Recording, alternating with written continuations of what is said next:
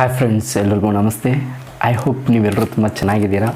ಸಾರಿ late ಆಯಿತು, ಸ್ವಲ್ಪ time ತಗೊಂಡು ನೆಕ್ಸ್ಟ್ ನಾವು ಈ ಪೊಲಿಟಿ ಕ್ಲಾಸ್ನ ಮಾಡಲಿಕ್ಕೆ. But don't worry, we will complete it as soon as possible. So no need to worry, on ಟೈಮಲ್ಲಿ ಮುಗಿಸೋಣ. ಓಕೆ, ಸೊ ನೀವು ಫ್ರೆಂಡ್ಸ್ಗೆಲ್ಲ ಶೇರ್ ಮಾಡಿ ನಿಮ್ಗೆ ಇಷ್ಟ ಆಗ್ತಿದ್ರೆ. ಸೊ ಇದರಿಂದ ನಮಗೂ ಮೋಟಿವೇಶನ್ ಸಿಗುತ್ತೆ. ಕಮೆಂಟ್ ಮಾಡಿ ನಿಮ್ಮ ಅಭಿಪ್ರಾಯಗಳನ್ನು ತಿಳಿಸಿ. ಸೊ ಬನ್ನಿ, ಹಾಗಾದರೆ ಇವತ್ತು ಫಂಡಮೆಂಟಲ್ ರೈಟ್ಸ್ ಬಗ್ಗೆ ತಿಳ್ಕೊಳ್ಳೋಣ. ಫಂಡಮೆಂಟಲ್ ರೈಟ್ಸ್, ಮೂಲಭೂತ ಹಕ್ಕುಗಳು, ತುಂಬಾ ಇಂಪಾರ್ಟೆಂಟ್ ಆಗಿರತಕ್ಕಂಥ ಚಾಪ್ಟರ್ ಇದು. ಅರ್ಥ ಆಯ್ತಾ? ಹಾಗಾದರೆ ಇದನ್ನು ಎಲ್ಲಿಂದ ಎರವಲು ಪಡ್ಕೊಂಡಿದ್ದೀವಿ ಅಂದರೆ USA ಇದನ್ನು ಪಡ್ಕೊಂಡಿದ್ದೀವಿ. USA ಪಡ್ಕೊಂಡಿದ್ದೀವಿ. ಹಾಗಾದರೆ USA ಇದನ್ನು USA ಬಿಲ್ ಆಫ್ ರೈಟ್ಸ್ ಅಂತ ಕರಿತೀವಿ. USA ಇದನ್ನು ಬಿಲ್ ಆಫ್ ರೈಟ್ಸ್ ಅಂತ ಕರಿತೀವಿ. ಮೂಲಭೂತ ಹಕ್ಕುಗಳನ್ನು ಮ್ಯಾಗ್ನಾ ಕಾರ್ಟಾ ಆಫ್ ಇಂಡಿಯಾ ಅಂತ ಕರಿತೀವಿ. ಮ್ಯಾಗ್ನಾ ಕಾರ್ಟಾ ಆಫ್ ಇಂಡಿಯಾ ಅಂತ ಯಾವುದನ್ನು ಕರಿತೀವಿ ಅಂದರೆ ಮೂಲಭೂತ ಹಕ್ಕುಗಳನ್ನು ಮ್ಯಾಗ್ನಾ ಕಾರ್ಟಾ ಆಫ್ ಇಂಡಿಯಾ ಅಂತ ಕರಿತೀವಿ. ಇದು ಯಾವುದರಲ್ಲಿದೆ ಅಂದರೆ ಪಾರ್ಟ್ 3ನಲ್ಲಿದೆ ಇದು. ಹಾಗಾದರೆ ಇದು ಯಾವ ವಿಧಿಯಿಂದ ಯಾವ ವಿಧಿವರೆಗೂ ಬರುತ್ತೆ ಅಂದರೆ 12ರಿಂದ 35 ವಿಧಿಗಳವರೆಗೂ. ಸೊ ಮೂಲಭೂತ ಹಕ್ಕುಗಳು ತುಂಬ ಇಂಪಾರ್ಟೆಂಟ್ ಆಗಿದೆ. ಹಾಗಾದರೆ ಮೂಲಭೂತ ಹಕ್ಕುಗಳಿಗೆ ಕೆಲವೊಂದು ಲಕ್ಷಣಗಳಿದೆ. ಆ ಲಕ್ಷಣಗಳು ಯಾವುವು ಅಂತ ನೋಡೋದಾದರೆ, ಸೊ ಫಂಡಮೆಂಟಲ್ ರೈಟ್ಸನ್ನು ಸಂವಿಧಾನವು ರಕ್ಷಿಸುತ್ತದೆ. ಆಫ್ಕೋರ್ಸ್, ಸೊ ಫಂಡಮೆಂಟಲ್ ರೈಟ್ಸ್ನ ನಮ್ಮ ಸಂವಿಧಾನವು ರಕ್ಷಿಸುತ್ತದೆ ಅಂತಕ್ಕಂಥದ್ದು. ಮತ್ತು ಫಂಡಮೆಂಟಲ್ ರೈಟ್ಸ್ಗಳು ಪವಿತ್ರ ಅಥವಾ ಸಂಪೂರ್ಣ ಅಲ್ಲ. ಅಂದರೆ ಪವಿತ್ರ ಅಂದರೆ ಲೈಕ್ ಡಿಪ್ಯೂಷನ್ ಮಾಡಬಹುದು, ಸಮ್ಟೈಮ್ಸ್ ಇದನ್ನು ಕ್ಯಾನ್ಸಲ್ ಸಮೇತ ಮಾಡಬಹುದು. ಸೊ ಅದಕ್ಕೆ ಇದು ಅಷ್ಟೊಂದು ಸಮಂಜಸ ಮತ್ತು ಪವಿತ್ರ ಅಲ್ಲ ಅಂತ ಹೇಳ್ತಿದ್ದಾರೆ. ಬಟ್ ಪರ್ಟಿಕ್ಯುಲರ್ ವ್ಯಕ್ತಿಗೆ ಸಂಬಂಧಪಟ್ಟಂತೆ ನೋಡಿದ್ರೆ ವೈಯಕ್ತಿಕವಾಗಿ ಫಂಡಮೆಂಟಲ್ ರೈಟ್ಸ್ ನಮಗೆ ಸೊ ಬದುಕುವ ಅವಕಾಶ, ನಾರ್ಮಲ್ ಹಂಗೆ ಹಂಗೋ ಯಾವುದೋ ಊಟ ರಾತ್ರಿದು ಹಿಂಗೋ ಒಂದು ಮನುಷ್ಯ ಪ್ರಾಣಿಗಳ ಥರ ಬದುಕೊಳ್ಳೋಕೆ ಹೆಮ್ಮೆಯಿಂದ ಗರ್ವದಿಂದ ಪ್ರತಿಯೊಂದು ಸೌಕರ್ಯಗಳನ್ನು ಉಪಯೋಗಿಸಿಕೊಂಡು ಬದುಕ್ತಕ್ಕಂತಹ ಒಂದು ಸ್ವತಂತ್ರವನ್ನು, ಒಂದು ಹಕ್ಕನ್ನು, ಒಂದು ರೈಟ್ಸನ್ನು ಕೊಡ್ತಾ ಇದೆ ಅಂದರೆ ಅದು ಫಂಡಮೆಂಟಲ್ ರೈಟ್ಸಿಂದ ಕಾರಣದಿಂದ ಮಾತ್ರ ಸಾಧ್ಯ. ಫಂಡಮೆಂಟಲ್ ರೈಟ್ಸು ಈವನ್ ಯಾರಾದರೂ ಒಬ್ಬನು ತಪ್ಪು ಮಾಡಿದರೆ, ಸೊ ಆ ತಪ್ಪು ಅಂತ ಪ್ರೂವ್ ಆಗೋವರೆಗೂ ಅವನಿಗೆ ರಕ್ಷಣೆ ಕೊಡುತ್ತವೆ. ಅರ್ಥ ಆಯ್ತಾ? ಕೆಲವು ಫಂಡಮೆಂಟಲ್ ರೈಟ್ಸ್ ಎಷ್ಟೊಂದು ಅಂದರೆ ಈವನ್ನು ಜೈಲಿನಲ್ಲಿ ಬಂಧಿತರಾಗಿರ್ತಾರಲ್ಲ ಅವ್ರಿಗೂ ಸಮೇತ ರಕ್ಷಣೆ ಕೊಡ್ತವೆ. ಅರ್ಥ ಆಯ್ತಾ? ಸೊ ಪ್ರತಿಯೊಂದು ರೀತಿಯಲ್ಲೂ ವೈಯಕ್ತಿಕವಾಗಿ ಪರ್ಟಿಕ್ಯುಲರ್ ಒಬ್ಬ ಇಂಡಿವಿಜುವಲ್ಗೆ fundamental rights are very very important. ಇದನ್ನು ನಾವು ಎಲ್ಲಿಂದ ತೊಗೊಂಡಿದ್ದೀವಿ? USA ಬಿಲ್ ಆಫ್ ರೈಟ್ಸ್ ಮಾತ್ರ ಇಲ್ಲಿ. ಓಕೆ, ಸೊ ಹಾಗಾದರೆ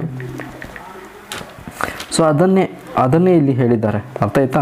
ಸೊ ನೋಡಿ, ಸೊ ಸಂಸತ್ತು ಅವುಗಳನ್ನು ಮೊಟಕುಗೊಳಿಸಬಹುದು ಅಥವಾ ನಿಗದಿತ ಅವಧಿಗೆ ಸಮಂಜಸವಾದ ನಿರ್ಬಂಧಗಳನ್ನು ಹಾಕಬಹುದು ಅಥವಾ ನಿರ್ಬಂಧಗಳ ಸಮಂಜಸತೆಯನ್ನು ಪರಿಶೀಲಿಸಲು ನ್ಯಾಯಾಲಯಕ್ಕೆ ಅಧಿಕಾರವಿದೆ ಅಂತಕ್ಕಂಥದ್ದು. ಹೌದು, ನ್ಯಾಯಾಲಯದಲ್ಲಿ ಪ್ರಶ್ನೆ ಮಾಡಬೇಕು. ಇದನ್ನು ರಿಟ್ಗಳ ಬಗ್ಗೆ ನಾವು ಡಿಸ್ಕಸ್ ಮಾಡೋಣ. FRಗಳು ಅಂದರೆ ಫಂಡಮೆಂಟಲ್ ರೈಟ್ಸ್ ನ್ಯಾಯಸಮ್ಮತವಾಗಿವೆ. ಸಂವಿಧಾನವು ವ್ಯಕ್ತಿಯು ತನ್ನ ಮೂಲಭೂತ ಹಕ್ಕುಗಳನ್ನು ಉಲ್ಲಂಘಿಸಿದಾಗ ಅಥವಾ ನಿರ್ಬಂಧಿಸಿದಾಗ ಅದರ ಬಲವರ್ಧನೆಗಾಗಿ ನೇರವಾಗಿ ಸುಪ್ರೀಂ ಕೋರ್ಟ್ಗೆ ತೆರಳಬಹುದು. ಹೌದು, ಸುಪ್ರೀಂ ಕೋರ್ಟ್ ಹತ್ರ ಹೋಗಿ ಪ್ರಶ್ನೆ ಮಾಡಬಹುದು, ನಮ್ಮ ಫಂಡಮೆಂಟಲ್ ರೈಟ್ಸ್ಗೆ ಏನಾದರೂ ಪ್ರಾಬ್ಲಮ್ ಆಗ್ತಿದೆ ಅಂದರೆ. ಅರ್ಥ ಆಯ್ತಾ? ಹಾಗಾದರೆ ನೋಡಿ, ಮೂಲಭೂತ ಹಕ್ಕುಗಳ ಅಮಾನತು. ಹೌದು, ಸೊ ಎಮರ್ಜೆನ್ಸೀಸ್ ಬಂದಾಗ ಲೈಕ್ ನ್ಯಾಷನಲ್ ಎಮರ್ಜೆನ್ಸೀಸು, ಈ ರೀತಿ ಎಮರ್ಜೆನ್ಸೀಸು ಆದಾಗ ಏನು ಆಗುತ್ತೆ? ಸೊ ಲೈಕ್ ಮೂಲಭೂತ ಹಕ್ಕುಗಳು ಎಲ್ಲ ಕ್ಯಾನ್ಸಲ್ ಆಗಿಬಿಡ್ತವೆ. ಅರ್ಥ ಆಯ್ತಾ? ಆದರೆ 1-2 ಬಿಟ್ಟು 20 ಮತ್ತು 21 ಆರ್ಟಿಕಲ್ಸ್ ಇವು ಕ್ಯಾನ್ಸಲ್ ಆಗಲ್ಲ. ಅರ್ಥ ಆಯ್ತಾ? ಅದು ಯಾವುದೇ ಸಿಚುವೇಶನ್ ಬರಲಿ ಇದು ಕ್ಯಾನ್ಸಲ್ ಆಗಲ್ಲ. ಅದಕ್ಕೆ ಇಲ್ಲಿ ಹೇಳ್ತಿದ್ದಾರೆ, ಆರ್ಟಿಕಲ್ 20 ಮತ್ತು 21 ಅಡಿಯಲ್ಲಿ ಖಾತರಿಪಡಿಸಿದ ಹಕ್ಕುಗಳು ಹೊರತುಪಡಿಸಿ ಎಲ್ಲ ಮೂಲಭೂತ ಹಕ್ಕುಗಳನ್ನು ರಾಷ್ಟ್ರೀಯ ತುರ್ತು ಪರಿಸ್ಥಿತಿಯ ಸಂದರ್ಭದಲ್ಲಿ ಅಮಾನತುಗೊಳಿಸಬಹುದು ಅಂತಕ್ಕಂಥದ್ದು. ಇಷ್ಟೇ. ನೆಕ್ಸ್ಟ್, ಮೂಲಭೂತ ಹಕ್ಕುಗಳ ನಿರ್ಬಂಧನೆ. ಯಾವುದೇ ನಿರ್ದಿಷ್ಟ ಪ್ರದೇಶದಲ್ಲಿ ಮಿಲಿಟರಿ ಆಡಳಿತ ಸಮಯದಲ್ಲಿ ಮೂಲಭೂತ ಹಕ್ಕುಗಳನ್ನು ಕ್ಯಾನ್ಸಲ್ ಮಾಡಬಹುದು ಅಂತ. ಇಷ್ಟೇ. ಆದರೆ 20, 21 ಕ್ಯಾನ್ಸಲ್ ಆಗೋದಿಲ್ಲ. ಇಷ್ಟು ಮಾತ್ರ ತಿಳ್ಕೊಬೇಕು. ಅರ್ಥ ಆಯ್ತಾ? ಇಷ್ಟು ತಿಳ್ಕೊಂಡ್ರೆ ಸಾಕು. ನೆಕ್ಸ್ಟ್ ಆರ್ಟಿಕಲ್ಸ್ನ ಹೋಗೋಣ ಡೈರೆಕ್ಟಾಗಿ. ಆರ್ಟಿಕಲ್ಸ್ 2 12ಇಂದ ಹಿಡಿದು 35ವರೆಗೂ ಡಿಸ್ಕಸ್ ಮಾಡೋಣ. 12 ಏನು ಹೇಳುತ್ತೆ? So definition of the state ಹೇಳುತ್ತೆ. 12 ಏನು ಹೇಳುತ್ತೆ? Simple definition of the state. ಆದರೆ ಡೆಫಿನೇಷನ್ ಅಂದರೆ ಯಾವ ರೀತಿ ಇರುತ್ತೆ ಡೆಫಿನೇಷನ್ನು? ಭಾರತೀಯ ಸಂವಿಧಾನವು 12ನೇ ವಿಧಿಯು ರಾಜ್ಯವನ್ನು ಹೇಗೆ ವ್ಯಾಖ್ಯಾನಿಸುತ್ತದೆ ಅಂತ ಹೇಳಿದ್ರೆ, ಭಾರತ ಸರ್ಕಾರ ಮತ್ತು ಸಂಸತ್ತನ್ನು, ಸೊ ರಾಜ್ಯಗಳ ಸರ್ಕಾರ ಮತ್ತು ಶಾಸಕಾಂಗಗಳನ್ನು, ಎಲ್ಲ ಸ್ಥಳೀಯ ಸರ್ಕಾರ ಅಂದರೆ ಸ್ಥಳೀಯ ಅಧಿಕಾರಿಗಳು ಅಂತ ಭಾರತದಲ್ಲಿ ಅಥವಾ ಭಾರತದ ಸರ್ಕಾರದ ನಿಯಂತ್ರಣದಲ್ಲಿರ್ತಕ್ಕಂಥ ಪ್ರದೇಶಗಳ ಬಗ್ಗೆ, ಇವನ್ನೆಲ್ಲ ನಾವು ರಾಜ್ಯ ಅಂತಲೇ ಪರಿಗಣನೆಗೆ ತಗೊಳ್ಳೋದು ಜನರಲ್ ಆಗಿ. ಸೊ ಅದರ ಡೆಫಿನೇಷನ್, ಇದರ ಡೆಫಿನೇಷನ್, ರಾಜ್ಯದ ಡೆಫಿನೇಷನ್ನು ಇದೆಲ್ಲ. ಅರ್ಥ ಆಯ್ತಾ? ಸೊ ಇಷ್ಟು. ಸೊ ಆರ್ಟಿಕಲ್ 13 ಏನು ಹೇಳುತ್ತಂದರೆ, ಸಪೋಸ್ ಒಂದು ಸ್ಟೇಟ್ ಇದೆ, ಆ ಸ್ಟೇಟ್ ಏನು ಮಾಡ್ತಿದೆ ಅಂದರೆ ನಮ್ಮ ಮೂಲಭೂತ ಹಕ್ಕುಗಳಿಗೆ ಧಕ್ಕೆ ಉಂಟಾಗುವಂತೆ ಕಾನೂನುಗಳನ್ನು ರಚಿಸ್ತಾ ಇದೆ. ಅದನ್ನು ಮಾಡಬೇಡ ಆ ರೀತಿ. ಸೊ ರೈಟ್ ಟು ಇಕ್ವಾಲಿಟಿನಲ್ಲಿ ಆರ್ಟಿಕಲ್ 14ಇಂದ ಹಿಡಿದು 18ವರೆಗೂ ಬರುತ್ತೆ. ಆರ್ಟಿಕಲ್ 14 ಏನು ಹೇಳುತ್ತಪ್ಪ ಅಂದರೆ, ಕಾನೂನಿನ ಮುಂದೆ ಎಲ್ಲರೂ ಸಮಾನರು. ಹಾಗಾದರೆ ಇದನ್ನು ಸ್ವಲ್ಪ ಎಲಾಬ್ರೇಟ್ ಮಾಡಿ ನೋಡೋದಾದರೆ, ಸೊ ನೋಡಿ, ಕಾನೂನಿನ ಮುಂದೆ ಬಡವರು, ಶ್ರೀಮಂತರು, ಆ ಜಾತಿಯವನು, ಈ ಜಾತಿಯವನು, ಏನು ಎಕ್ಸೆಟ್ರಾ ಏನಿಲ್ಲ. ಕಾನೂನಿನ ಮುಂದೆ ಎಲ್ಲರೂ ಸಮಾನರು ಅಂತ ಹೇಳುತ್ತೆ. ಅರ್ಥ ಆಯ್ತಾ? ಸೊ ಇಷ್ಟು. ನೆಕ್ಸ್ಟ್ ಆರ್ಟಿಕಲ್ 15 ಏನು ಹೇಳುತ್ತೆ? ತಾರತಮ್ಯ ನಿಷೇಧ.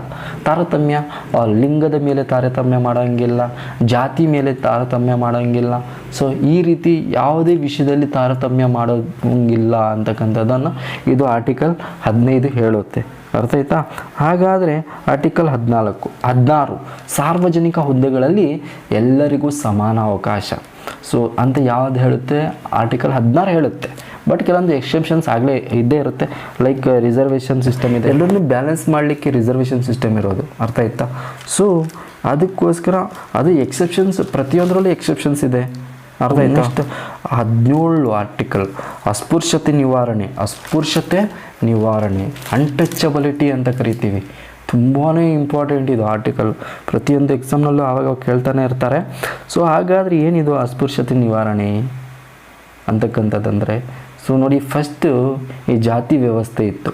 ಈ ಜಾತಿ ವ್ಯವಸ್ಥೆ ಗೊತ್ತಲ್ಲ ನಮಗೆ. ಇವರು ಮೇಲ್ಜಾತಿ ಕೆಳಜಾತಿ, ಮೇಲ್ಜಾತಿಯವರು ಕೆಳಜಾತಿಯವರು ಮೇಲ್ಜಾತಿಯವ್ರ ಮನೆಗಳಲ್ಲಿ ಹೋಗಿ ಆಳುಗಳಾಗಿ ದುಡಿಬೇಕು. ಸೊ ಅವರು ತುಂಬ ಪ್ರಾಣಿಗಳ ಥರ ನೋಡ್ತಾಯಿದ್ರು. ಸೊ ಅಸ್ಪೃಶ್ಯತೆ ಇದೇ ತಾನೆ. ಸೊ ಇದನ್ನೆಲ್ಲ ನಿವಾರಣೆ ಮಾಡಬೇಕಂತ ಸೊ ಆರ್ಟಿಕಲ್ 17 ಹೇಳುತ್ತೆ. ಆರ್ಟಿಕಲ್ 18 ಶೀರ್ಷಿಕೆಗಳ ರದ್ದತಿ ಅಂದರೆ ಬಿರುದುಗಳ ರದ್ದತಿ. ಬಿರುದುಗಳು ಕೆಲವರು ಲೈಕ್ ಏನು ಇಟ್ಕೊಂಡಿರ್ತಾರಪ್ಪ, ಲೈಕ್ ಅವ್ರ ಮನೆಯವ್ರ ಹೆಸರು ಹೇಳ್ತಾರೆ ಮೊದಲು. ಸೊ ಅಂಥ ಮನೆಯವರು ನನಗೆ ಹೇಳೋಕ್ಕೆ ಬರ್ತಾಯಿಲ್ಲ. ಸೊ ಅಂಥ ಮನೆಗಳು ಅಂದರೆ ಒಂದು ಹೆಸರಿರುತ್ತೆ, ಆ ಹೆಸರು ಮುಂದೆ ಅವ್ರ ಮನೆತನದ ಹೆಸರು. ಈ ರೀತಿ ಎಲ್ಲ ಕರಿಬಾರ್ದು ಅಂತ. ಸೊ ಆಲ್ರೆಡಿ ಇಲ್ಲಿ ಎಕ್ಸೆಪ್ಷನ್ಸ್ ಇದೆ. ಲೈಕ್ ಕೆಲವೊಂದು ಡಾಕ್ಟರೇಟ್ ಪದವಿ ಪಡ್ಕೊಂಡಿರ್ತಾರೆ ಅಲ್ವಾ, ಡಾಕ್ಟರೇಟ್ ಪದವಿ ಪಡ್ಕೊಂಡಿರ್ತಾರೆ, ಅವ್ರಿಗೂ ಡಾಕ್ಟರ್ ಅಂತ ಸೇರಿಸ್ಕೊತಾರೆ. ಅವ್ರ ಹೆಸರು ಮೂಲ ಡಾಕ್ಟರ್ ಅಂತ ಸೇರಿಸ್ಕೋಬೋದು. ಸೊ ಮತ್ತು ಕೆಲವೊಬ್ಬರಿಗೆ ಅವಾರ್ಡ್ಸ್ ಬಂದಿರುತ್ತೆ, ಲೈಕ್ ಮಿಲ್ಟ್ರಿ ಅವಾರ್ಡ್ಸ್ ಬಂದಿರುತ್ತೆ. ಅಂಥವರೆಲ್ಲ ಅದ್ರ ಮೇಲೆ ಮುಂದೆ ಅವ್ರಿಗೆ ಜನರಲ್, ಮೇಜರು ಇಂಥ ಹೆಸರುಗಳನ್ನ ಇಟ್ಕೋಬೋದು. ಆದರೆ ಸಾಮಾನ್ಯವಾಗಿ ಲೈಕ್ ಅವ್ರ ಮನೆಯವರು, ಇವ್ರ ಮನೆ ಹೆಸರುಗಳು, ಮನೆತನದ ಹೆಸರುಗಳು ಇಟ್ಕೊಳ್ಳೋಂಗಿಲ್ಲ. ಇಷ್ಟೇ ಹೇಳುತ್ತೆ ಆರ್ಟಿಕಲ್ 18. ಆರ್ಟಿಕಲ್ 19 6 ಹಕ್ಕುಗಳ ರಕ್ಷಣೆಯನ್ನು ಮಾಡುತ್ತೆ. ಸೊ ಫಸ್ಟ್ ಏನು ಹೇಳುತ್ತೆ? ABCDEG, ಎಫ್ ಕ್ಯಾನ್ಸಲ್ ಆಗಿದೆ ಇಲ್ಲಿ. ಮೈನ್ ಇದು ತಿಳ್ಕೊಳ್ಳಿ ನೀವು. ಇದನ್ನು ಎ ಅಂತ ತಗೊತೀವಿ ನಾವು. ವಾಕ್ ಮತ್ತು ಅಭಿವ್ಯಕ್ತಿ ಸ್ವತಂತ್ರದ ಹಕ್ಕು ಅಂತ ಕರಿತೀವಿ. ಮೀಡಿಯಾದು ಇದರಲ್ಲೇ ಬರುತ್ತೆ. ಮೀಡಿಯಾ ಅರ್ಥ ಆಯ್ತಾ? ಮೀಡಿಯಾ ಇದರಲ್ಲಿ ಬರುತ್ತೆ. ಸೊ ವಾಕ್ ಮತ್ತು ಅಭಿವ್ಯಕ್ತಿ ಸ್ವತಂತ್ರ. ಸೊ ಬಿ ಏನಪ್ಪ ಅಂದರೆ ಶಾಂತಿಯುತವಾಗಿ ಮತ್ತು ಸಶಸ್ತ್ರಗಳಿಲ್ಲದೆ ಒಂದು ಪ್ಲೇಸಲ್ಲಿ ಸೇರ್ತಕ್ಕಂಥದ್ದನ್ನು ಸ್ವತಂತ್ರ, ಅದು ಹಕ್ಕಿದೆ ನಮಗೆ. ಅರ್ಥ ಆಯ್ತಾ? ನೆಕ್ಸ್ಟ್, ಸೇರಿದ ನಂತರ ಸಂಘನೂ ಕಟ್ಟಬಹುದಲ್ಲ. ಸಂಘ ಕಟ್ಟಬಹುದು, ಒಕ್ಕೂಟಗಳ ನಿರ್ಮಾಣ, ಸಹಕಾರ ಸಂಘಗಳು ಇವೆಲ್ಲ ರಚಿಸುವ ಅಧಿಕಾರನೂ ಇದೆ. ಸಿ ಹೇಳುತ್ತೆ. 19C. ನೆಕ್ಸ್ಟ್ 19D ಏನು ಹೇಳುತ್ತಂದರೆ ಭಾರತದ ಭೂಪ್ರದೇಶಾದ್ಯಂತ ಮುಕ್ತವಾಗಿ ವಲಸೆ ಹೋಗುವ, ಅಂದರೆ ಇಲ್ಲಿ ಫಾರಿನ್ ಕಂಟ್ರೀಸ್ಗೆಲ್ಲ ಹೋಗಂಗಿಲ್ಲ, ಭಾರತದಲ್ಲಿ ನಮ್ಮ ಬೌಂಡ್ರಿ, ಇಂಡಿಯಾ ಬೌಂಡ್ರಿ ಏನಿದೆ ಆ ಬೌಂಡ್ರಿಯಲ್ಲಿ ಎಲ್ಲಿ ಬೇಕಾದರೂ ಸುತ್ತಾಡ್ಕೋಬೋದು ಅಂತ ಡಿ ಹೇಳುತ್ತೆ. ಮತ್ತು ಏನು ಹೇಳುತ್ತಂದರೆ ಭಾರತದ ಭೂಪ್ರದೇಶ ಯಾವುದೇ ಭಾಗದಲ್ಲಿ ವಾಸಿಸುವ ಮತ್ತು ನೆಲೆಸುವ ಹಕ್ಕು ಮನುಷ್ಯ ಹೊಂದಿರ್ತಾನೆ ಅಂತ ಹೇಳುತ್ತೆ. ಮತ್ತು F ಕ್ಯಾನ್ಸಲ್ ಆಗಿದೆ. G ಏನು ಹೇಳುತ್ತಂದರೆ ಯಾವುದೇ ವೃತ್ತಿಯನ್ನು ಅಭ್ಯಾಸ ಮಾಡುವ ಅಥವಾ ಯಾವುದೇ ಉದ್ಯೋಗ, ವ್ಯಾಪಾರ ಮತ್ತು ವ್ಯಾಪಾರಗಳನ್ನು ನಡೆಸುವ ಹಕ್ಕು ಮನುಷ್ಯ ಹೊಂದಿರ್ತಾನೆ. ಹಾಗಾದರೆ ನೋಡ್ಬಿಡೋಣ ಆನ್ಸರಿ. 19A ಏನು ಹೇಳುತ್ತಂದರೆ ವಾಕ್ ಮತ್ತು ಅಭಿವ್ಯಕ್ತಿ ಸ್ವತಂತ್ರ ಅಂತ ಹೇಳುತ್ತೆ, ಮಾತನಾಡುವ ಸ್ವತಂತ್ರ ಇದೆ. ಮತ್ತು ನಮ್ಮ ಇಂಟೆನ್ಷನ್ಸ್ನ, ನಮ್ಮ ಥಾಟ್ಸ್ನ ಎಕ್ಸ್ಪ್ರೆಸ್ ಮಾಡ್ತಕ್ಕಂಥ ಸ್ವತಂತ್ರ ಇದೆ. ಹಾಗಂತ ಹೇಳಿಬಿಟ್ಟು ಬೈಯೋದು, ಒಬ್ಬರಿಗೆ ಮನಸ್ಸಿಗೆ ಧಕ್ಕೆ ಉಂಟಾಗೋ ಥರ ಮಾತಾಡೋದು ಇಲ್ಲ, ಅರ್ಥ ಆಯ್ತಾ? ಆ ರೀತಿ ಮಾತಾಡಬಾರ್ದು. ನೆಕ್ಸ್ಟ್ B ಏನು ಹೇಳುತ್ತೆ 19B ಅಂದರೆ ಶಾಂತಿಯುತವಾಗಿ ಯಾವುದೂ ವೆಪನ್ಸ್ ಇಲ್ಲದೆ ಒಂದು ಕಡೆ ಸಭೆ ಸೇರ್ಬೋದು ಅಂತ ಹೇಳುತ್ತೆ. 19C ಸಂಘ ಕಟ್ಟಬಹುದು, ಸಹಕಾರ ಸಂಘಗಳು ಕಟ್ಕೋಬಹುದು, ಒಕ್ಕೂಟಗಳನ್ನು ರಚಿಸಬಹುದು ಅಂತ ಯಾವ್ದು ಹೇಳುತ್ತೆ? 19C ಹೇಳುತ್ತೆ. 19D ಹೇಳುತ್ತೆ ಭಾರತಾದ್ಯಂತ ಎಲ್ಲಿ ಬೇಕಾದರೂ ಮುಕ್ತವಾಗಿ ಚಲಿಸಬಹುದು ಅಂತ ಹೇಳುತ್ತೆ. 19E ಏನು ಹೇಳುತ್ತೆ ಅಂದರೆ ಭಾರತ ಭೂಪ್ರದೇಶದ ಯಾವುದೇ ಭಾಗದಲ್ಲಿ ವಾಸ ಮಾಡಬಹುದು ಅಂತ ಹೇಳುತ್ತೆ. F ಕ್ಯಾನ್ಸಲ್ ಆಗಿದೆ. G ಏನು ಹೇಳುತ್ತೆ ಅಂದರೆ ಯಾವುದೇ ವೃತ್ತಿಯನ್ನು ಅಭ್ಯಾಸ ಮಾಡುವ, ಯಾವುದೇ ಉದ್ಯೋಗ ಮಾಡುವ, ವ್ಯಾಪಾರ ಮಾಡುವ ಹಕ್ಕನ್ನು ಮನುಷ್ಯ ಹೊಂದಿರ್ತಾನೆ ಅಂತಕ್ಕಂಥದ್ದನ್ನು ಹೇಳುತ್ತೆ. ಇದು ರಾಷ್ಟ್ರೀಯ ತುರ್ತು ಪರಿಸ್ಥಿತಿ ಘೋಷಣೆ ಆದಾಗ ಕ್ಯಾನ್ಸಲ್ ಆಗಿಬಿಡುತ್ತೆ ಇದು. 20 ಮತ್ತು 21 ಬಿಟ್ಟು ಇನ್ನೆಲ್ಲ ಕ್ಯಾನ್ಸಲ್ ಆಗುತ್ತೆ. ಓಕೆ. ನೆಕ್ಸ್ಟ್ ಇವಾಗ 20 ಆರ್ಟಿಕಲ್ 20 ಏನಪ್ಪ ಹೇಳುತ್ತಂದರೆ ಅಪರಾಧಿಗಳಿಗೆ ಶಿಕ್ಷೆಗೆ ಸಂಬಂಧಿಸಿದಂಥ ರಕ್ಷಣೆ. ಅಪರಾಧಿಗಳಿಗೆ ಶಿಕ್ಷೆಗೆ ಸಂಬಂಧಿಸಿದಂಥ ರಕ್ಷಣೆ ಯಾವುದು ಕೊಡುತ್ತೆ ಅಂದರೆ ಆರ್ಟಿಕಲ್ 20 ಕೊಡುತ್ತೆ. 21 ಏನು ಕೊಡುತ್ತಪ್ಪ ಅಂದರೆ ಸ್ವತಂತ್ರ. ಯಾವ ರೀತಿ ಸ್ವತಂತ್ರ? ಜೀವನ ಮತ್ತು ವೈಯಕ್ತಿಕ ಸ್ವತಂತ್ರ ಅಂತಕ್ಕಂಥದ್ದನ್ನು ಆರ್ಟಿಕಲ್ 21 ಕೊಡುತ್ತೆ. 21A ಯಾವ ತಿದ್ದುಪಡಿ ಪ್ರಕಾರ ಯಾವ ವರ್ಷದಲ್ಲಿ ಸೇರಿಸಿದ್ರು? ಶಿಕ್ಷಣವನ್ನು ಮೂಲಭೂತ ಹಕ್ಕಾಗಿ ಮಾಡಿದ್ರಲ್ಲ ಇಲ್ಲಿ. ಯಾವ ತಿದ್ದುಪಡಿ ಮತ್ತು ಯಾವ ಇಯರ್ನಲ್ಲಿ ಅಂತ ಕಮೆಂಟಲ್ಲಿ ತಿಳಿಸಿ. ನೆಕ್ಸ್ಟ್ 22 ಬಂಧನ ಮತ್ತು ಬಂಧನದ ವಿರುದ್ಧದ ರಕ್ಷಣೆ ಮಾಡುತ್ತೆ. ಅರ್ಥ ಆಯ್ತಾ? ಸಿಂಪಲಾಗಿ ಇಷ್ಟು ತಿಳ್ಕೊಳ್ಳಿ. ಆರ್ಟಿಕಲ್ 20 ಮತ್ತು 22 ಈ ಕೈದಿಗಳಿಗೆ ಸಂಬಂಧಪಟ್ಟಿರ್ತಕ್ಕಂಥದ್ದು ಅಂತ ನಾವು ತಿಳ್ಕೊಂಡ್ರೆ ಸಾಕು. ಅಪರಾಧಗಳ ಮತ್ತು ಕೈದಿಗಳಿಗೆ ಸಂಬಂಧಪಟ್ಟಿರ್ತಕ್ಕಂಥದ್ದು. ನೆಕ್ಸ್ಟ್ ಶೋಷಣೆಯ ವಿರುದ್ಧದ ಹಕ್ಕು ತುಂಬ ಇಂಪಾರ್ಟೆಂಟು. ಆರ್ಟಿಕಲ್ 23, 24.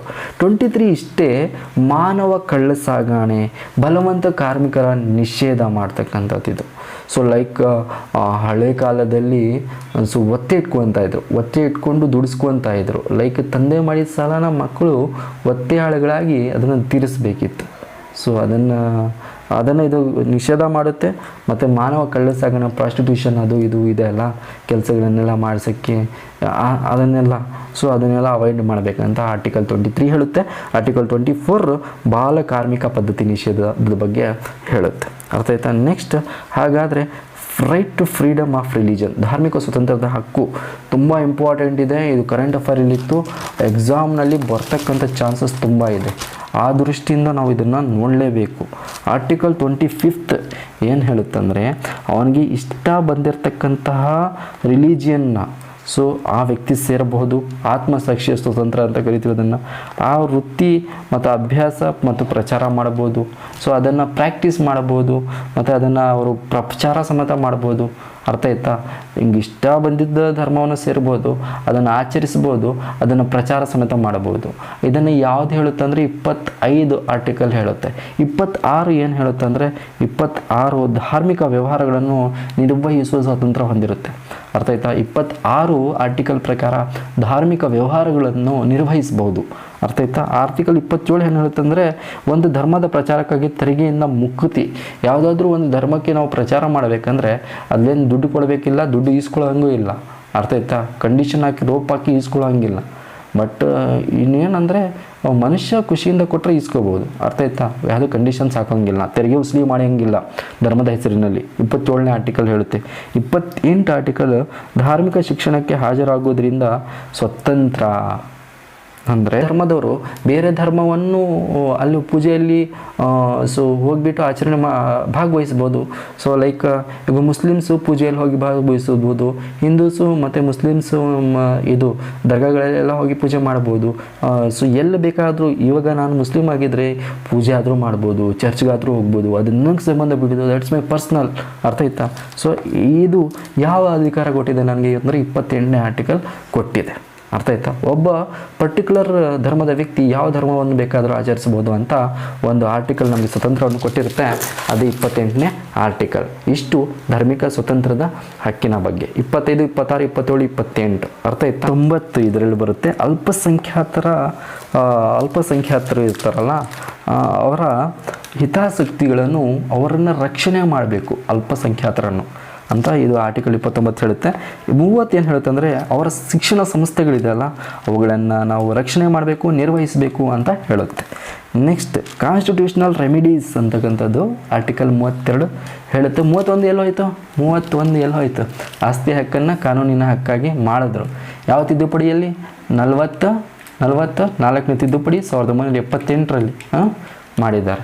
ಅದರಲ್ಲಿ 300A ಸೇರಿಸಿದ್ದಾರೆ, ಅಲ್ಲಿ ಎತ್ಕೊಂಡು ಹೋಗಿ ಅದನ್ನು 31 ಅರ್ಥ ಆಯ್ತಾ? ಸೊ ಹಾಗಾದರೆ ನೆಕ್ಸ್ಟ್ ಈ ರಿಟ್ಗಳಿದೆ.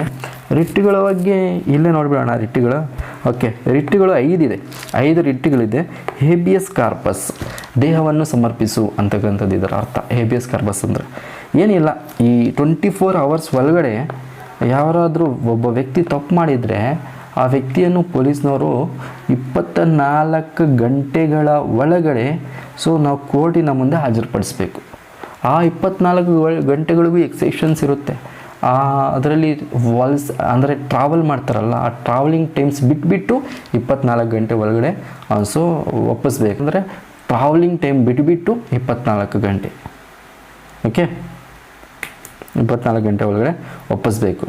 ನೆಕ್ಸ್ಟ್ ಮ್ಯಾಂಡಮಸ್ ಅಂದರೆ ಕೆಲಸ ಮಾಡುವಂಥ ಉನ್ನತ ವರ್ಗದ ಅಧಿಕಾರಿಗಳು ಕೆಲವು ವರ್ಗದ ಅಧಿಕಾರಿಗಳಿಗೆ ಸೊ ಕೆಲಸ ಮಾಡುವ ಅಂತ ಹೇಳಬೇಕು, ಅದನ್ನು ಮ್ಯಾಂಡಮಸ್ ಅಂತ ಕರಿತೀವಿ.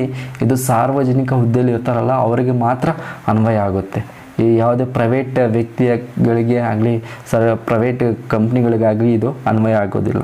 ನೆಕ್ಸ್ಟ್ ಕೋವ್ಯಾರೆಂಟು ಅಂದರೆ ಇವಾಗ ಸಿಂಪಲ್ ಇಷ್ಟು ತಿಳ್ಕೊಳ್ಳಿ, ಒಬ್ಬ ವ್ಯಕ್ತಿ ಇರ್ತಾನೆ, ಅವನು ಸಿಂಪಲ್ಲಾಗಿ ಒಂದು ಯಾವುದೇ ರೀತಿಯಾದಂಥ ಅವನಿಗೆ ಅಧಿಕಾರ ಇರಲ್ಲ, ಆ ಹುದ್ದೆ ಇರಲ್ಲ ಅವನಿಗೆ, ಆದರೂ ಆ ಹುದ್ದೆ ಹೆಸರು ಹೇಳ್ಕೊಂಡು ಬದುಕ್ತಾ ಇರ್ತಾನೆ. ಸೊ ಇಲ್ಲಿಗಲ್ ಆಗಿ ಆ ಯೂನಿಫಾರ್ಮ್ ಹಾಕಿರ್ತಾನೆ. ಒಬ್ಬ ವ್ಯಕ್ತಿ ಇರ್ತಾನೆ, ಅವನು ಲೈಕ್ ಒಬ್ಬ ವ್ಯಕ್ತಿ ಪೊಲೀಸ್ ಇಟ್ಕೊಳ್ಳಿ, ಪೊಲೀಸ್ ಆಗಿರಲ್ಲ ಆತ, ಅರ್ಥ ಆಯ್ತಾ?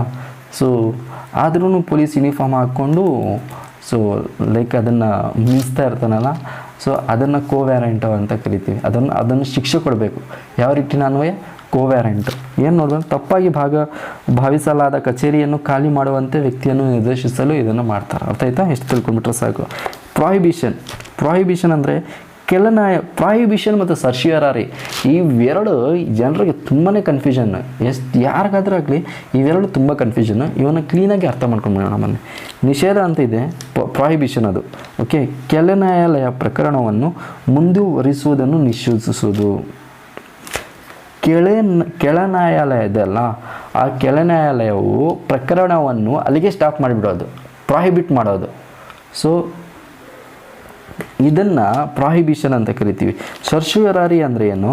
ಕೆಳ ನ್ಯಾಯಾಲಯದಿಂದ ವಿಚಾರಣೆಯನ್ನು ತೆಗೆದುಹಾಕಲು ಮತ್ತು ಅದನ್ನು ತನ್ನ ಮುಂದೆ ತರಲು ಉನ್ನತ ನ್ಯಾಯಾಲಯ ಅಧಿಕಾರ ಕೊಡೋದು. ಅಂದರೆ ಸರ್ಶಿಯರಾರಿ ಅಂದರೆ ಕೆಳ ನ್ಯಾಯಾಲಯ ಇರುತ್ತೆ, ಕೆಳ ನ್ಯಾಯಾಲಯಕ್ಕೆ ಅದರ ಮೇಲ್ ನ್ಯಾಯಾಲಯ ಸೊ ಆರ್ಡರ್ ಮಾಡೋದು, ಅದು ಅಲ್ಲಿಗೆ ನಿಲ್ಲಿಸ್ಬಿಟ್ಟು ಅದನ್ನು ಕೇಸ್ನ ನಮ್ಮ ಕಡೆ ಕಳಿಸಿ ಅಂತ, ಅದನ್ನು ಸರ್ಶಿಯರಾರಿ ಅಂತ ಕರಿತೀವಿ. ಸೊ ಪ್ರಾಹಿಬಿಷನ್ ಅಂದರೆ ಕೆಳ ನ್ಯಾಯಾಲಯದಲ್ಲಿ ಇರ್ತಕ್ಕಂಥ ಇದು ಕೇಸಸ್ ಇರುತ್ತಲ್ಲ, ಅಲ್ಲಿಗೆ ಪ್ರಾಹಿಬಿಟ್ ಮಾಡಿ ನಿಲ್ಲಿಸಿ ಅಂತಕ್ಕಂಥದ್ದನ್ನು ಏನು ಅಂತ ಕರಿತೀವಿ? ಪ್ರಾಹಿಬಿಷನ್ ಅಂತ ಕರಿತೀವಿ. ಇಷ್ಟು ತಿಳ್ಕೊಂಡ್ಬಿಟ್ರೆ ಸಾಕು. ಮತ್ತು ಈ ರಿಟ್ಸ್ ನಾನು ಎಲ್ಲೇ ಹೇಳ್ತಾ ಇದ್ದೀನಲ್ಲ, ಫಂಡಮೆಂಟಲ್ ರೈಟ್ಸ್ನಲ್ಲೇ ಹೇಳ್ತಾ ಇದ್ದೀನಿ. ರಿಟ್ಸ್ನ ಯಾವ ರೀತಿ ಹೊರಡಿಸ್ಬೋದು ಅಂದರೆ, ಸೊ 32 ಆರ್ಟಿಕಲ್ ಸುಪ್ರೀಂ ಕೋರ್ಟ್ನಲ್ಲಿ ರಿಟ್ನ ಹೊಡಿಸ್ಬೋದು, 32 ಆರ್ಟಿಕಲ್ನ ಯೂಸ್ ಮಾಡಿಕೊಂಡು. ಸೊ ಮತ್ತು 32 ಆರ್ಟಿಕಲ್ಲು ಸುಪ್ರೀಂ ಕೋರ್ಟ್, 226 ಆರ್ಟಿಕಲ್ ಹೈಕೋರ್ಟ್ನಲ್ಲಿ. ಸೊ ನೀವು ಕಮೆಂಟಲ್ಲಿ ತಿಳಿಸ್ಕೊಡ್ರಿ, ರಿಟ್ ಹೊರಡಿಸೋದ್ರಲ್ಲಿ ಸುಪ್ರೀಂ ಕೋರ್ಟ್ ಪವರ್ಫುಲ್ಲಾ ಹೈಕೋರ್ಟ್ ಪವರ್ಫುಲ್ಲಾ ಅಂತ. ಸೊ ಇಷ್ಟು ತಿಳ್ಕೊಂಡ್ರೆ ರಿಟ್ಟುಗಳ ಬಗ್ಗೆ ಇಷ್ಟು ಸಾಕು ಅನಿಸುತ್ತೆ ನನಗೆ. ಇನ್ನೊಂದು ಸ್ಲೈಡ್ ಇದೆ ಅದರ ಬಗ್ಗೆ ನೋಡಬೇಡ. ಓಕೆ, ಸೊ 33 ಆರ್ಟಿಕಲ್ ನಂಬರ್ 33 ಏನು ಹೇಳುತ್ತಂದರೆ, ಸೊ ಸಶಸ್ತ್ರ ಪಡೆಗಳ ಸದಸ್ಯರು ಅರೆಸೇನಾ ಪಡೆಗಳು, ಪೊಲೀಸ್ ಪಡೆಗಳು, ಗುಪ್ತಚರ ಸಂಸ್ಥೆಗಳು ಮತ್ತು ಸಾದೃಷ್ಟ ಪಡೆಗಳ ಮೂಲಭೂತ ಹಕ್ಕುಗಳನ್ನು ನಿರ್ಬಂಧಿಸಲು ಅಥವಾ ರದ್ದುಗೊಳಿಸಲು ಸಂಸತ್ತಿಗೆ ಅಧಿಕಾರ ನೀಡುತ್ತದೆ. ಅರ್ಥ ಆಯ್ತಾ? ಮಿಲಿಟ್ರಿ ಅವ್ರದ್ದು, ಪೊಲೀಸ್ ಅವ್ರದ್ದು, ಸೊ ಮತ್ತು ಇನ್ನು ಗುಪ್ತಚರ, ಓಕೆ, ಸ್ಪೈಯಿಂಗ್ ಅಂತ ಕರಿತೀವಲ್ಲ, ಅವುಗಳಿಗೆ ಸಾದೃಷ್ಟ ಪಡೆಗಳ ಮೂಲಭೂತ ಹಕ್ಕುಗಳನ್ನು ಸೊ ರದ್ದು ಮಾಡಬಹುದು ಎಂಬ ಅಧಿಕಾರ ಸಂಸತ್ತಿಗಿದೆ. ಇದು ಯಾವುದು ವಿಧಿ ಕೊಡುತ್ತೆ ಅಂದರೆ 33ನೇ ವಿಧಿ ಕೊಡುತ್ತೆ. ಅರ್ಥ ಆಯ್ತಾ? ಇಷ್ಟು ತಿಳ್ಕೊಬೇಕಾಗುತ್ತೆ ನಾವು. 34ನೇ ವಿಧಿ ಸಿಂಪಲ್ ಆಗಿ ಸಮರ ಕಾನೂನು ಮಿಲಿಟರಿ ಆಡಳಿತ ಜಾರಿಯಲ್ಲಿರುವಾಗ ಮೂಲಭೂತ ಹಕ್ಕುಗಳ ಮೇಲೆ ನಿರ್ಬಂಧಗಳನ್ನು ಒದಗಿಸುತ್ತದೆ ಅಂತ. ಅರ್ಥ ಆಯ್ತಾ? ಸೊ 34 ಆರ್ಟಿಕಲ್, ಸೊ ಮಿಲಿಟರಿ ಆಡಳಿತ ಜಾರಿ ಇದ್ದಾಗ ಮೂಲಭೂತ ಹಕ್ಕುಗಳ ಮೇಲೆ ಒಂದು ಕಂಡೀಷನ್ಸ್ ಹಾಕುತ್ತೆ ಅಂತ. ಓಕೆ, ನೆಕ್ಸ್ಟ್ 35 ಮೂಲಭೂತ ಹಕ್ಕುಗಳ ಮೇಲೆ ಕಾನೂನು ಮಾಡಲು ಸಂಸತ್ತಿಗೆ ಅಧಿಕಾರ ಇದೆ. ಆರ್ಟಿಕಲ್ 35 ಏನು ಹೇಳುತ್ತೆ? ಮೂಲಭೂತ ಹಕ್ಕುಗಳ ಮೇಲೆ ಕಾನೂನು ಮಾಡಲು ಸಂಸತ್ತಿಗೆ ಅಧಿಕಾರ ಇದೆ ಅಂತ ಆರ್ಟಿಕಲ್ 35 ಹೇಳುತ್ತೆ. ಆಯಿತಾ? ಇಲ್ಲೊಂದು ಪ್ರಕರಣ ಆಗಲೇ ನಾನು ಹೇಳೋದಲ್ಲ, 1978ರ 44ನೇ ತಿದ್ದುಪಡಿ ಮೂಲಭೂತ ಹಕ್ಕುಗಳ ಪಟ್ಟಿಯಿಂದ ಆಸ್ತಿಯ ಹಕ್ಕನ್ನು ತೆಗೆದು ಹಾಕಿತ್ತು ತಿದ್ದುಪಡಿ ಇದು. ಅರ್ಥ ಆಯ್ತಾ? ಒಂದು ಹೊಸ ನಿರ್ಬಂಧ ಆರ್ಟಿಕಲ್ 300A ಸೇರಿಸಿ ಕಾನೂನಿನ ಅಧಿಕಾರದಿಂದ ಹೊರತುಪಡಿಸಿ ಯಾವುದೇ ವ್ಯಕ್ತಿ ತನ್ನ ಆಸ್ತಿಯಿಂದ ವಂಚಿತರಾಗಬಾರದು ಎಂದು ಒದಗಿಸುತ್ತದೆ. ಇಷ್ಟೇ ಸಿಂಪಲ್. 1978 44th ಅಮೆಂಡ್ಮೆಂಟ್ನಲ್ಲಿ 31 ಆರ್ಟಿಕಲ್ ಆಸ್ತಿ ಹಕ್ಕನ್ನು 300Aಗೆ ಸೇರಿಸಿದ್ದಾರೆ. ಸೊ ಅಲ್ಲಿ ಮೂಲಭೂತ ಹಕ್ಕಿದ್ದು ಆಸ್ತಿ ಹಕ್ಕಾಗಿದೆ. ಅಷ್ಟೇ ಸಿಂಪಲ್. ಸೊ ಇಷ್ಟು ನಾವು ತಿಳ್ಕೋಬೇಕು. ನೆಕ್ಸ್ಟ್ ಅಪ್ಕಮಿಂಗ್ ಸೆಷನ್ನಲ್ಲಿ DPSP ಬಗ್ಗೆ ಮಾತಾಡೋಣ. ಈ ಸೆಷನ್ ಹೇಗಿತ್ತು ಅಂತ ನೀವು ನಿಮ್ಮ ಕಮೆಂಟ್ಸ್ನ ತಿಳಿಸ್ಕೊಡಿ ಕಮೆಂಟ್ಸ್ನಲ್ಲಿ. ಸೊ ಮತ್ತು ಇನ್ನೊಂದೇನಪ್ಪ ಅಂದರೆ ಲೈಕ್ ಮಾಡಿ, ಇಷ್ಟ ಆದರೆ ನಿಮ್ಮ ಫ್ರೆಂಡ್ಸ್ ಜೊತೆ ಎಲ್ಲರ ಜೊತೆನೂ ಶೇರ್ ಮಾಡಿ. ಮೀಟ್ ಆಗೋಣ ನೆಕ್ಸ್ಟ್ ಸೆಷನಲ್ಲಿ. ಅಲ್ಲಿವರೆಗೂ ಟೇಕ್ ಕೇರ್ ಫ್ರೆಂಡ್ಸ್.